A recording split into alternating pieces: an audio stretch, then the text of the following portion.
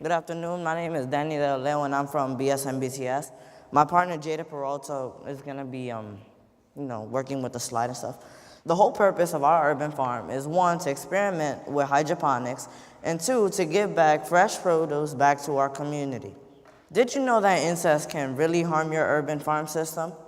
You might think that they are harmless little creatures. However, if they're really interested in your garden, you're in trouble. I'm going to tell you the story of how our infestation developed. There were aphids in the urban farm, and they were eating the produce. The solution to that was to order ladybugs because they eat aphids to live. Since the temperature was too cold in our urban farm, the ladybugs started to hibernate, and that is not healthy for them. They also started to die because there were not enough aphids to eat after a while. We also sprayed the plants with soap and water. That worked out well, but since we sprayed them with soap, we had to clean the produce well so it wouldn't taste soapy. It made the harvest more complicated because we had to add that extra step to make sure they were edible, but was worth it. After that, flies began to gather in the urban farm because some of the produce began rotting. The produce was rotting because we did not pick up the leaves when they were falling. The first solution was to clean up the dead leaves. It worked a little bit, but there were still flies. So the next step was to set up fly traps.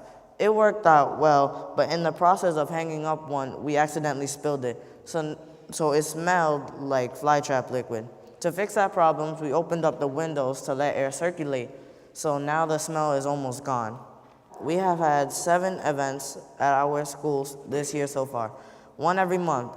This is because we discovered that it takes about 4 weeks to grow a plant from a seed to a mature plant, at least in our farm. Maybe yours is different. In March, we had a big market day event. We harvested all of this fresh produce that we grew and gave it away to families from our neighborhood.